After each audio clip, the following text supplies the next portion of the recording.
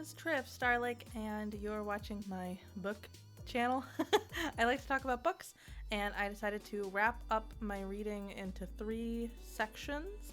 I have this section, which is basically all my books that didn't make my best or worst list, and then I will have separate videos for the worst and best, and I might make a video about the stats of the year, perhaps, if there's any interest in it. And I also would like to show everything I hope to read this year. It's kind of like a hand cam action type of thing. So yeah, thank you very much for watching this video. Let me know if you liked or hated any of these books, or they were just or just not good enough to be on a best or worst list, which is kind of what a lot of these books are for me, in my opinion. I also would like to warn you that I don't necessarily give the best synopsis of many of these books, because I did give a full synopsis when I reviewed it in the month that I reviewed it in. So if you are interested in the synopsis from my opinion, you don't just want to go to a website and look it up, go click around on my reading wrap-up videos and you'll find it there. Thank you very much for watching. Enjoy! This. So I'm going to talk about all the books that didn't make it to my stinkiest or bestest list, briefly. There are, for a few, I'll probably expand a little on them, but I'm probably not going to discuss the plots all that much, just how I felt about them, because on my YouTube that I just shared in chat, I've talked about all those books already, on the videos I've uploaded there, and if you've been here for any of my, book wrap-up streams, then you'll know.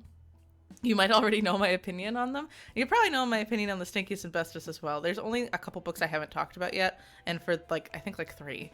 And so for those, I will just tell you what the plot is of the book. How my first chunk is structured, me talking about all the books that didn't make the Stinkiest or Bestest list. Oh yeah, I remember what I forgot to talk about. So you may be thinking, oh my gosh, Trips, how many books are you going to be talking about? I can tell you. I read 51 books this year. Technically 52 if you consider One Piece. But One Piece isn't finished. So I don't know if you would count that or not. But I'm almost caught up with the manga.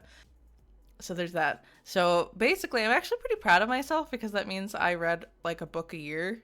Or a book a year. 1 book per week of the year. Which is pretty nice. That's actually pretty much my goal every year. And that's a pretty comfortable space for me to be in. I'm not like some of those booktubers that literally read 200 to 300 books a year. And first I'm going to talk about most of the manhwa that I read, the Korean comics that I read, and then I go into books. So let's get started talking about the manhwa that I read and my impressions of it. So the first one that I completed this year is Observing Elena Evoy. I can't remember who it's by. You can look it up. It's on manhwa. But yeah, so observing Elena Evoy. It is a Korean comic book, I guess, comic series, web series.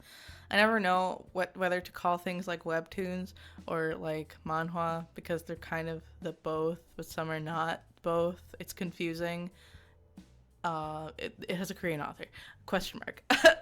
So Observing Elena Evoy was really cute. It hits all of I like slow burn romances, and it's very much so a slow burn romance about Elena, the girl with the purple hair, and Johan, the guy with the blonde hair, and they're from different casts of life, and they work through their differences and all sorts of stuff. And it's very, very cute. I liked it. What I didn't like about it is the ending was extremely rushed. I think it needed maybe 20 to 30 additional chapters to really have a good conclusion, but it didn't. So it's just okay. Do I recommend it? Yeah, if you like slow burn romances, yes I do, but you probably won't like the ending either, as a warning. So next manhwa I have to talk about is A Royal Princess with Black Hair. Okay, here's my complaint. What the heck? Why are Korean manhwa or light novel adaptions of them, because I think this is one, why are the titles like this? This title is so boring. It should not be. This should be called something totally different, I think. But it's called A Royal Princess with Black Hair. It's about Yursien, the girl with the black hair, and Karuel, the guy with the red hair, and they are in an arranged marriage, and they both have extremely strong personalities, but they get involved in like this magical political plot thing, and it's actually quite interesting. I really enjoyed the series. I also think this ended, no, it didn't end a little too soon. The ending, it didn't make any sense. It's like they brought in like a third act villain, and I was like, who are you? And it was very strange. But overall, I think that the romance is really, really cute. The characters themselves are really, they have really strong personalities, and they don't change after, you know, after like confessions happen and things like that. It's actually really cute and really good. I highly recommend it. The art is beautiful. If you like, I don't know, slow burn romances like I like, and strong personalities, which is an important thing for me in manhwa in particular. The next I have, My Royal Awakening. We read this for the manhwa club, the book club, and this is really cute. This is just a story. It's like a travel back in time series. The main character, he basically wakes up one day and finds himself in ancient Korea, like historical Korea, and he finds out that he is the brother of like the emperor at the time, and he tries to prevent the emperor from murdering everyone, because that's what he does. That's not a spoiler, that's just what he does in history. He tries to prevent it, and he like solves problems in his own way by having modern day basic knowledge. It's cute. I actually like this one. Except for the epilogue. The epilogue sucks. Do not read the epilogue. If you do not read the epilogue, you will be very happy with the series, I think. If you read the epilogue and you're anything like me, you will be like, what the fuck does that mean? What do you mean by that? I hate that. So, yeah, very good. I think that this is my favorite. I think it's good. It's just the end. It's weird. The epilogue is so weird. If it just ended after they were like, woo, everything is okay now, it would have been fine. Or I don't know if everything is okay, but at least like the conflict has settled, you know? Okay, and the next one is, this one is called Savor the Taste. It's about a girl who finds herself isekai'd into a book that she read, but she finds herself as one of the forgotten daughters of the empire that's being taken over, and she gets like captured by that guy. I don't even remember their names. And it's, yeah, she's really good at making food, so she makes food. He can't taste food. He can't taste anything because he was cursed by a witch, but he can taste her food, so then he like actually starts eating food after that. Or every food that he eats tastes like garbage. I think it tastes like rotting garbage or something like that. But he can taste her food, so ooh, what's gonna happen? And it ends extremely fast. I think it got canceled, honestly. It was just like, oh, and now we're done. The end. Goodbye. I was like, excuse me? Nothing was solved. Everything is still up in the air. I'm so confused. So yeah. Didn't like it. Don't recommend it. Do not recommend Savor the Taste. Next, I had The Villainous Turns the Hourglass, which we also read for the book club. This is honestly, this is not a bad revenge plot series, but I think it's a little too long. Where I think some things have epilogues that are too short or too weird. This one has one that's just too heckin' long. It's so long. Once we realize like how things are going to go down, how the main character Arya is getting her revenge, it could have ended like just like 10 chapters after that, I think. But no, it goes on for like 30 chapters. If you do like rooting for like a revenge story or like a comeuppance story, you're gonna like it. I think if I had read this on a weekly basis instead of all at once, because it's already all published now, I would have really liked it. A lot of the things that bothered me I wouldn't have noticed because I wasn't reading it all at once. Would be reading it on a weekly basis. The love interests are fine. Fine. Yeah, the art is very beautiful in the series, though. I highly recommend it for that. A lot of the dresses, they have like Edwardian and Victorian style dresses. It's very anachronistic, but don't worry, it's a fantasy world, so whatever. But the dress design is really beautiful. Like, I have high praise for that. Yeah. Next, I have I Raised a Black Dragon. This is so wonderful. I love this series. The art is the prettiest I have read. Or seen, I guess, in a manhwa this year. And it's a completed series now. It really is about a girl raising a dragon. She dies from overworking in Korea, and then her soul just floats around for a while, and then she finds a dead body in another world, and so she inhabits that dead body, and it turns out that is a villainess, and she is like, oh, I realize I'm a villainess in the story that I read a while ago, but I'm just gonna be a hermit and not talk to anyone. But that doesn't work because she's a villainess, and that villainess has committed like war crimes, so she like has to interact with the world a lot more. It is a slow burn romance. The dragon is really cute and really powerful. I think the way it handles the isekai trope is pretty unique compared to a lot of isekai stuff I've read. I just really like it. It's really well written. It ends. I've complained a lot about the epilogues, but I would have liked like a 2-chapter epilogue just to see the romance after the story. Just a little bit. I don't want 20 epilogue chapters like they have in A Villainess Turns the Hourglass, but just 2 chapters would have been nice. It would have been nice. But overall, I think this is great. This is the best manhwa that I read this year. This one, what is this one called? Unholy Blood, right? Unholy Blood. It's the vampire manhwa.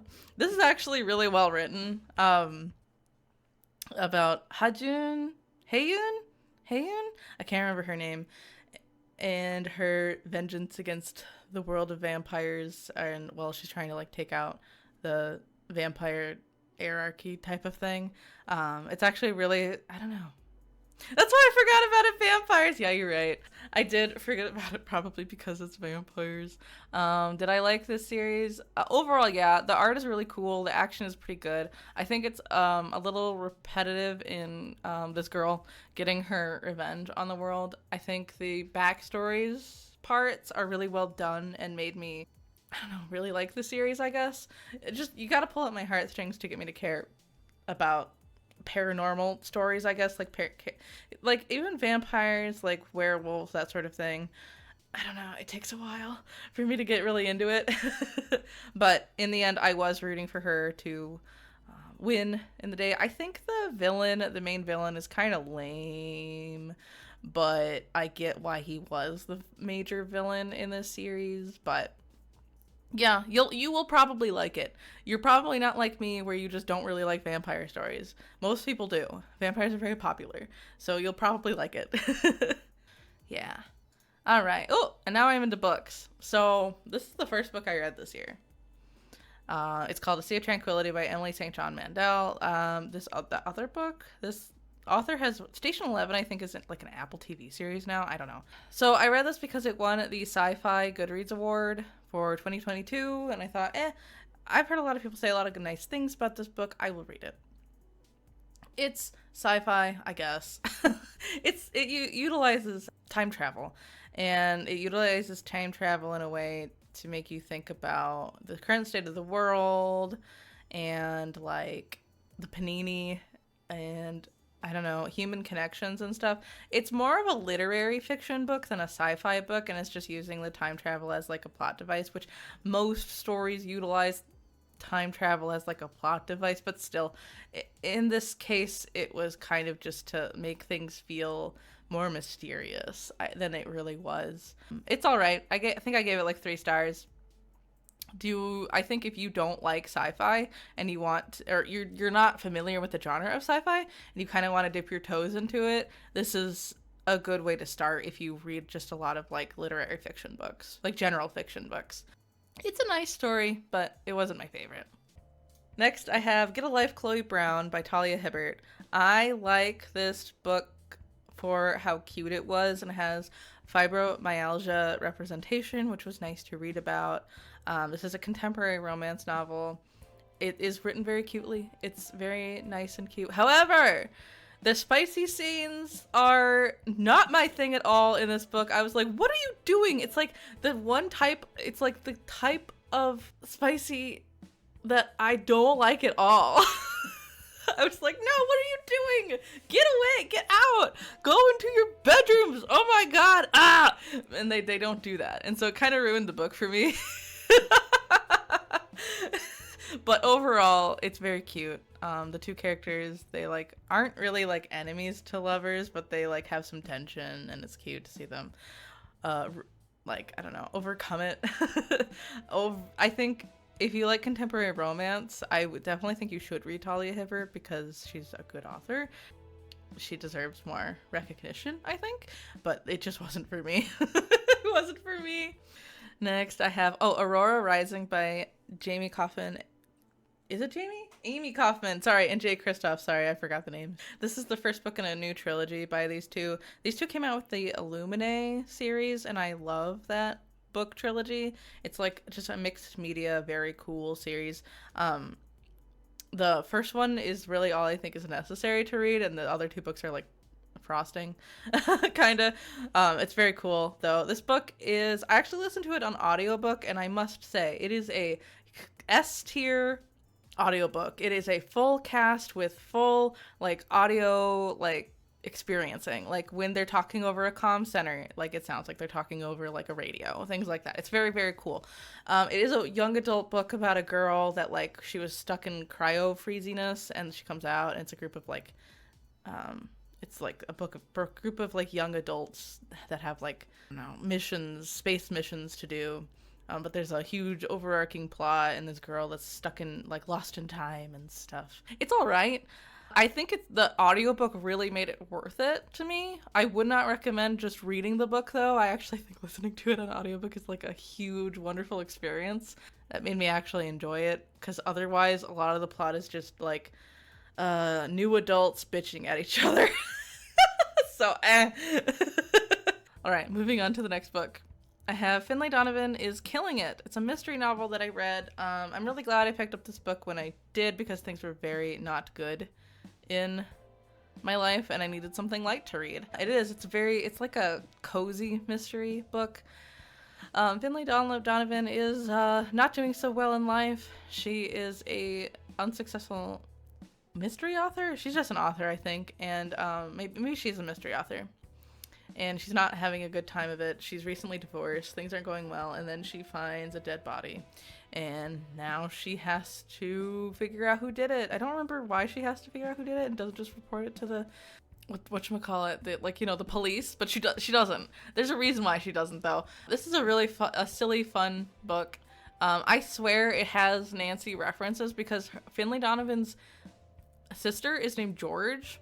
And Nancy Drew is very known for having a female character named George in it, and that's a mystery novel. I don't know. And there's some other references too, but that's the one that sticks out in my brain. It is like fashion Nancy Drew, though. It was fun if you want to read just something silly. It's like something you would read if you're like on a long train ride or a long plane ride, I think. Yeah, not too serious, just kind of fun. Then I combined these ones. I read them at different parts of the year, but I finished the Inheritance Game trilogy. So this is a book about a girl. This series is about a girl who she was living the life of hard knocks, but then one day she gets a call saying that she needs to go to Texas for the reading of a will of a multi-billionaire guy. She goes there, and after they read the will, it turns out that this random person that no one has met before, is inheriting the entire will of this billionaire guy. So the series is all about, like, why did she get the will, or why did she get all the money and estate and everything? Why isn't it his grandsons? And it's a lot. It's actually the first book I really liked because there were actual puzzles to solve. It was a real mystery. The second book is like, oh, but there's a love triangle and I don't care anymore about the will. I just want to be in love. I mean, it's not really like that. It's just she forgets that she's like in a very high tense situation where people want to kill her so they can get the will for themselves, and she just the last book, The Final Gamut, it gets back to its roots in solving mysteries and puzzles and stuff, and it has a pretty satisfying conclusion, I think. Apparently this author is writing a new trilogy as a spin-off to this series. I'm not gonna read it, but it was a fun time overall, and it's a very quick read. Jennifer Lynn Barnes writes in a way that it's just really easy to continue reading. Yeah, if you don't like reading this type of a series, it's like something you would recommend to a teenager that doesn't like reading very much, because it has really tiny chapters, the plot moves really fast, there's lots to think about. It's fun overall. I don't necessarily recommend it to any of you, but if you're interested, yeah, sure, give it a try. Okay. The next is, The Very Secret Society. of Irregular Witches by Sangu Mandanna is a very cute and quaint novel about found family, finding your way in the world, being comfortable with who you are, and magic, I guess. It's very cute. It has like kind of a romance. It has a romance in it, but I wouldn't say it's strictly a romance book. The found family aspect of the book is much more important. I almost wish that, this girl, I can't remember her name, but she's on the cover in the yellow dress. She goes and starts staying at a house with 3 young witches, and in this world, like, witches aren't supposed to hang out with each other, because if they do it for too long, it'll be too obvious that magic is real. Because, like, the combined magical energy of witches, it just makes more magic happen. But these 3 girls have been together for so long, and they don't want to separate them, even though they are getting older and older and their magic is getting stronger and stronger. So I don't know, I don't know, it's just cute without giving too much away. And if that at all interests you, I say look into it. A lot of people really liked this book more than me, so I think there's a good chance you might if you want something just cute and fun to read. It is a little sentimental at the end, but overall I think it was, I don't know, it's just a good time. Not that being sentimental is bad. I think sometimes the sentimentality is just like, should be sprinkled throughout the book instead of all at the end. But I mean, it was still nice to read. And then I read Foundryside by Robert Jackson Bennett. This is it's like in its own fantasy world. It's a very heisty style, a heist style of fantasy book, I guess. It involves a girl who can talk to inanimate objects. She just has that ability. Like, this entire world kind of just runs on writing runes on like different objects, and then that rune can get the object to be different or do something. Like, basically they made cars work by writing like a move rune on wheels and stuff like that. And there's a talking key, and it's a very special talking key, and the main character girl has to go like solve an entire problem because of it, basically. Why did my mind finish that as she has the power to talk to inanimate chairs? She does, though. She does have that power if the chair has a rune carved into it. This book is nice. It's fun. I think there's some aspects of this book that were really slow and made me fall out of it, because it should have been like more like, ooh, what's happening next? I don't know what's happening next. I gotta know. But it wasn't, because there was just a lot of exposition and slow plot lines. My main recommendation for this book is if you really like Full Metal Alchemist, like that is your favorite anime series, or like top 10 even, you're going to like this, because this world is very inspired by Full Metal Alchemist, like absolutely 100%. And I can't tell you why or how, because it's spoilers, but if you just think about the world and you think about drawing runes on animated objects, you might have ideas in your head from that. And yes, and so for the book club, we read This Is How You Lose the Time War by Amal, El-Mohtar, and Max Gladstone. This is a really tiny novella. It's like 40 pages, dual POV, time travel-y book about 2 people on opposite sides of the time war, and they write little letters to each other, but they hide them in like, so one of the people, one of the red or blue is the character names. They will write a letter, they'll put it in like, they'll wrap it around like a tiny growing tree, and then like they'll put it like kind of inside the tree will grow around the letter, and then one way or another the other person will chop down the tree and find the letter inside. They're all like very intricate ways of finding the letters. It's fun, it's good. I think a lot of people read this book because Bigelows Dickolas on Twitter recommended this book. And it became this book is not new. It came out in like 2016 or something, and everyone started reading again in 2023, which is great, because I had already picked it as my book club pick, and then Bigelows Dickolas talked about it on Twitter. So that was a whole thing. I think it's all right. I love slow burn romance, and I just thought it was all right. It's written really beautifully, though. I think one of the authors, Amal, El-Mohtar, I think they are a poet, normally. Like, they normally just write poetry. So their writing is very beautiful and poetic, yeah. All right, next I have to talk about Ayesha at Last. Ayesha at Last is a contemporary romance novel Everyone in the book is Muslim, basically, except for like the few white people that are there. And it's all about, it's a retelling of Pride and Prejudice, but from a Muslim perspective in Canada. It's actually pretty cool. I actually really liked this book. I learned a lot as well about like how Muslim people feel like they are being perceived and how they react to it, I suppose. Like it's just like a perspective that I would not know on my own because I'm not Muslim. I think that was the best takeaway from the book. Is it a good Pride and Prejudice retelling? No, but is it a decent romance? Yes.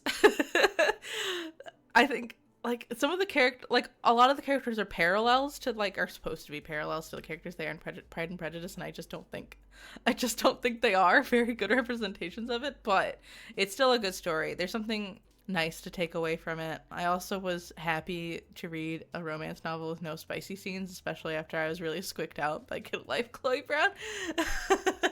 So yeah, overall, it's a nice book. I don't know if I would like widely recommend it, but if you do like reading contemporary romance, I think you should read it. I definitely think you should read it. Yeah, then I read Honey and Spice by Bolu Babalola. This book is great. I actually give this book 5 stars, but I'm not putting it in the bestest books list because it's just, I know that it's not going to stick with me as much as other books are, but I still think it's great. It's like the perfect romance, like a contemporary romance novel for me. It's just about a girl who she's very, very nerdy. She loves this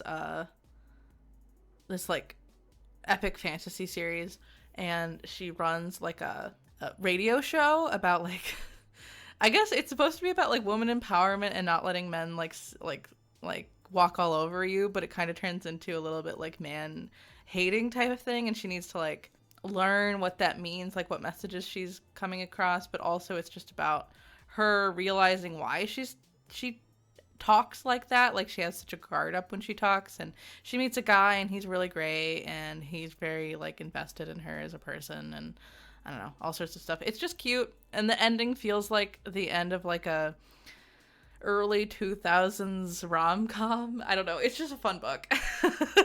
It's just fun. But again, as I'm not entirely able to like talk to this book anymore, I can even tell now it's not going to stick with me. But if you need to read a contemporary romance, read this one or the one I just talked about before. I think that you'll have a good time. For the book club, we read last night at the Telegraph Club, which has a ton of awards, as you can see. This was an extremely important book about, I think, it's a young adult historical novel about a young girl coming to terms with the fact that she is a lesbian in the era of the Lavender Scare, which is, in San Francisco, people would be accusing Chinese Americans of being communists, and, you know, they could be deported or worse. Or I don't even know if there is worse. I mean, I guess jail or worse is murder, I suppose. But yeah, all that sort of stuff. All of that is a major topic in this book. I think it handles the realization of not being like other people and why you're not like other people in the early 1900s, and also covering how bad racism was and how homophobic things were, and just the historical context in general. It was really really well written. That's probably why it's won so many awards. A fishing award even. How impressive. I know it's the youth literature award, but I love that it's just a fish. It has like kids riding on the fish. It's very good. It's like an important book, I think. It isn't my most favorite thing I ever read this year, or maybe even ever, but I think it deserves to be read more. I haven't ever read a historical book like this. In fact, most of the time, I think historical books are pretty boring, but this one wasn't. It was written in a way that made things quite interesting, but I think it helps that it was about an aspect of American life that I had never really read about. This is the kind of thing that gets really brushed over in American history classes, so I think it's good. It's good. I have Delilah Green Doesn't Care, which is a lesbian contemporary romance novel about Delilah Green and her love interest that I can't remember her name. Claire is her name. This book is okay. Delilah Green is forced to go home to be a photographer for her stepsister's wedding, and she doesn't want to go because she doesn't have the best relationship with her family. But her stepsister's best friend is like the girl that she had a crush on all throughout her life, and oh my gosh, what if they get together? I found that Claire's, the love interest's life story, like what was going on in her life, was way more interesting than anything Delilah had going on with her, because a lot of, in my opinion, Delilah's problems were all just kind of in her head and they weren't real, and if she had simply talked to her stepsister, that they would have been diffused very quickly. It was okay. I don't think this is bad. If you liked this book, good, because I don't think it's a bad book. I'm glad you liked it. Delilah's a little whiny for me. Or just, like, holding on to grudges that are, like, 30 years old. I don't know. I'm gonna move on. Then I read, oh my god, I read a bunch of K stuff. Can you tell I'm talking about everything I read in June? Gwen and Art Are Not in Love by Lex Croucher. I received an advanced reader's copy of this book, and I'm very happy I did. It's like an Arthurian-ish tale about Gwen and Arthur, but they aren't in love with each other at all. They actually are. Gwen is in love with this female knight that she saw at this competition that's happening throughout the book, and Arthur is, as you can tell from the cover, probably in love with the man that he is, like, has his hand on his shoulder, and it's really cute. This book is really cute. It's a young adult romance. I think it's dual perspective between Gwen and Arthur. I think Arthur's story is much better put together and has a lot more impact. It just hits you harder, whereas Gwen is really bad at communicating, and things just kind of work out for her, I think, in the end. She doesn't really, like, end up talking about, like, the problems that she had, or, like, understanding that she was not being very good at times. But I still think overall it was a good book, especially, I mean, if you just read it for Arthur's side of the story, I think you'll have a good time. It was good. And I'm happy that this book exists so kids can read it and have, I don't know, realize that they're bi or something. I don't know. It was good. All right, and now we're going into me reading the Hugo Awards nominations for this year.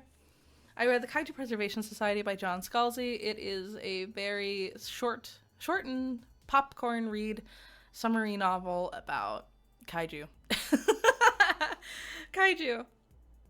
And going to an alternate dimension to protect these kaiju in this alternate dimension. A lot of the books I read have, like, time travel or, like, alternate dimension travel as a thing, as, like, a theme. It wasn't on purpose. It just happened to be that way. It's a fun book. I don't think... John Scalzi is kind of like... He's not a humor writer, but he adds a lot of humor in his writing. There's a lot of pop culture references that I think are relevant to all. Like, I was actually surprised he referenced Doom. I was like, hell yeah. It's not a zoo of kaijus. It's an alternate reality of kaijus. But it kind of is a zoo, but not quite. It's kind of like Jurassic Park, but if they were actually just conserving the dinosaurs instead of, like, just trying to make a theme park around them.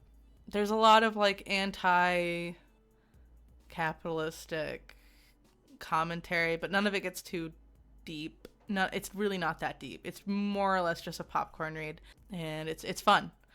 It's fun. I recommend it for plane rides or train rides. Not the best thing I've ever read, but also far from the worst. Then I read Black Sun, which was not a Hugo nomination. Black Sun by Rebecca Roanhorse.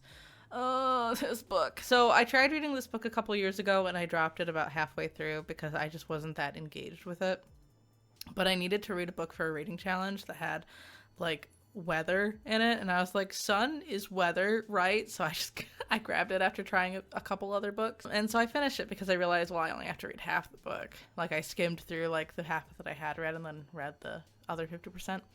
And gosh, this book has so much potential. It's about Colombian-inspired mythology, fantasy world, basically. And that's just very cool. Like, we just don't have fantasy books like that out there, really. So I was really hoping this would be awesome, but it's just not. It's really slow. And I think that there's too many perspectives that they switch to. I think there's 4 characters that they'll switch perspective in, and 2 of those characters just didn't do enough in the plot for it to matter enough, in my opinion. And I wish that it had only been like, wait, maybe it's 5 characters that have them switched. I don't remember. It's fine. It's 4 or 5 characters, and I think 2 or 3 of them were more important than the others. This is apparently a trilogy, and I guess the trilogy is going to be concluded next year. but I don't think I'll be reading it. The world is so cool, though. The world building is so cool. It's not even written poorly. It's just not very interesting, unfortunately, to me. But I hope that it is really popular, so I hope that we will get more indigenous or like South American authors writing books that we can read. That would be really nice. Now I have another stinker, unfortunately. The Mimicking of Known Successes is a novella, kinda, by Malka Older. It is was described to me as being a sapphic mystery novel set on Jupiter, set on the rings of Jupiter, rings that have been built around Jupiter, but it was not interesting at all. I didn't realize that this was actually just a Holmesian style book. Like, it's written as if the main character basically is like interpreting things like Sherlock Holmes would, and I don't actually really like Sherlock Holmes stories. It's written in a weird way that I could never get into. And that's the same with this book. It wasn't a very interesting mystery either. I kind of figured it out very early on, and there wasn't a lot left. There wasn't a lot of meat in the story to keep me wanting to read it after I figured it out. So it's okay, but Then I read The Deep Sky by Yume Kitase. This book came out this year. It is a debut novel by Yume Kitase. I really, really, really wanted to read this book. We were all rooting for you. I was rooting for you. But it just is not. It's about a group of girls that are traveling on a spaceship to go to Planet X to terraform the new world because the Earth is dying, and I thought that'd be really cool. And there's also supposed to be a mystery. It kind of sounds like Among Us, because it's like somebody's murdering people on the spaceship, but we don't know who it is. But a lot of it is just everyone bitching at each other. It's just a lot of bitching. And then when the reveals do happen, it's like, oh, but there's no consequences to it. It feels like it's just like, oh, you did that, like you killed a bunch of people. Oh well. The parts of the book that were good to me were the flashbacks when they were still on Earth, and the main character's very complicated relationship with her mother. It was just written in a way that actually like felt emotionally impactful and hit really nicely. But otherwise, it was a no from me. Like, so not the worst book ever, but mostly not a good book, unfortunately, for me. I wish it was good. Then, Nettle and Bone. So I read Nettle and Bone for the Hugo Award nominations, but I also read it for the book club. This was our last pick of the year. Nettle and Bone is really fun. It's also really short. It's only like 230 pages. It's a very short, dark fantasy book that's a little spooky, but not super spooky. Book about a girl trying to save her sister from an evil king, essentially. There's a bone dog. It's really cute. I personally found the writing to be really good. There's a bone dog. A dog made of bones. The story, I found it to be written in a really compelling way. She just has a way of stringing words together in a way that keeps me I didn't want to put down the book like the whole time, basically. It was just really good. I liked it. I highly recommend this book, actually. If you just want something, if you want to dip your toes into dark fantasy, but you don't want to read something that's actually a horror novel, because it has some really freaky moments in it, but they aren't very long and they aren't that scary. They're just like, ugh, rather than I'm not going to be able to sleep at night. Scary. So yeah, I recommend that one. Then I read Legendborn. Gosh, I wanted to like this book so much. I had literally been on the wait list to read this book from my library, like from January until like September, I think, is when I got this book finally. It is a Arthurian retelling style story about Bree is the main character, and she has these powers and she doesn't know how to control her powers or even what her powers are.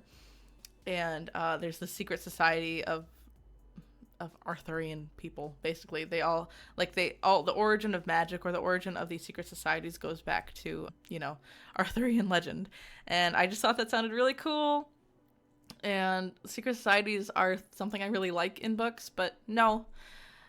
I think the secret society and the magic parts are really cool in this book, but I think, for one, Bree is too resistant to any change that it slows the book down a lot.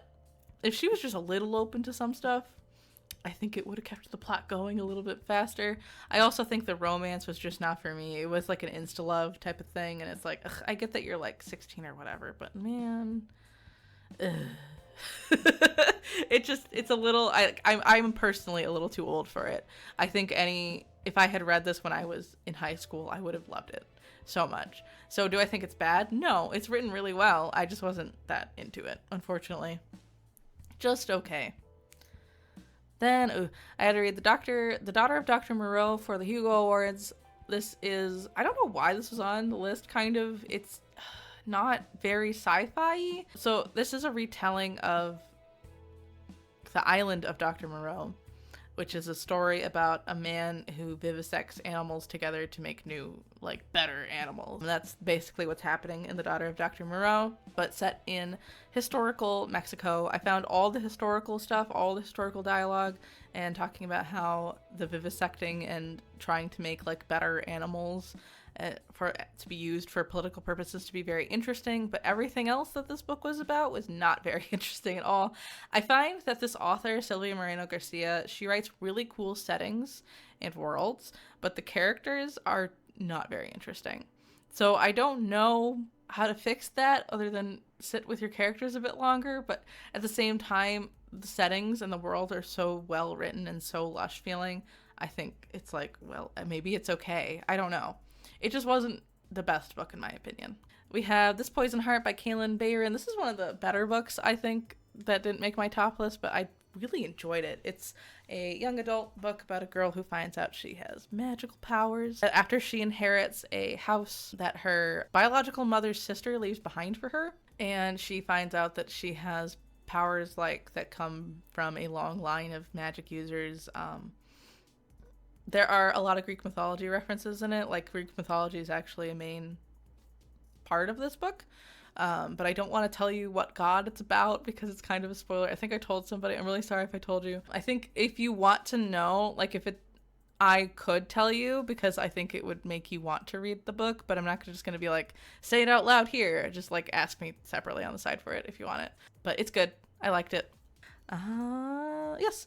The Atlas Paradox is the sequel to The Atlas Complex. I talked about this book a lot in my reading wrap up. It is just it's a good sequel. It was a little boring. The Atlas Complex the Atlas 6 and the Atlas Paradox. I think the Complex is the third book in the series. I don't remember. So the Atlas Paradox is just a book about dialogue. It's just everybody just talks and all the action happens off screen, which sounds really boring. However, the audiobook is excellent because every single character is voiced. Every single character has their own voice actor, and that made it way worth it for me. It is so much more interesting to just listen to people talk at me rather than reading the dialogue. And all the voice actors do a really good job. Fantastic job. It made me want to know what's happening every chapter of the way. It is a dark academia book, so if you're not into that, you probably won't like it, but overall, it's nice. If you like just people talking and talking about magic and stuff like that, then you'll like it. I'm not giving you the plot of the book because I talked about it already, but go look it up if that interests you. This book I haven't talked about yet, though, so I will give you the synopsis of this book. I read this book in November. It is called A House with Good Bones by T. Kingfisher, who also wrote Nettle and Bone. This is a horror book about a girl who goes home to her mother's house. The house used to be owned by their grandmother, but after the grandmother passed away, the mother moved in, and so she lives there now. But this girl is a archaeoentomologist, like she's an archaeologist entomologist, and she has to go home because they found human remains on the site that wasn't supposed to have human remains, and so she's done for a little while they do all of the stuff that has to happen with that. So she goes home to visit her mom, and her brother has told her mom is kind of weird. Things aren't normal at the house. Maybe you should check in on her. So that's what she plans to do, and she also just has to stay there for a few weeks. But things are not what they seem. Things are weird throughout the house. Mom has she's changed the entire house into being like an entirely white and gray type of painting scenario, where before Mom would have like every room would be a different colorful color. And I guess the nail in the coffin for her is that all of the art that Grandma used to like is all up on the walls and things, and things are weird. Things are weird. This is a solid horror book, I think. It is pretty scary at times, I thought, but I'm a baby. I think everything is scary, so keep that in mind. It gets very fantastical, I think, towards the end, and I don't know if you'll like that or not. If you don't mind if your horror story gets a little crazy at the end, then definitely pick this up. It's a very short read. I think it's only like 200 pages. And I don't know, I liked it overall. It's pretty freaky. Some of the concepts are weird, a little bit more than I wanted to read about, but I still think it was worth it. I say it more for me because I just don't like horror that much, but if you like horror, and this is a short, fun read, I think, without revealing too much. And yes, vultures are a big part of this book, as you can see from the cover. And roses are too. So I read Martha Wells' All Systems Red, which is the first book in the Murderbot Diaries series, sorry. I read this, but I don't have any opinion on it. It's a very, very tiny, like 160-page novella about a android robot thing. That is a murderbot. They're known as murderbots.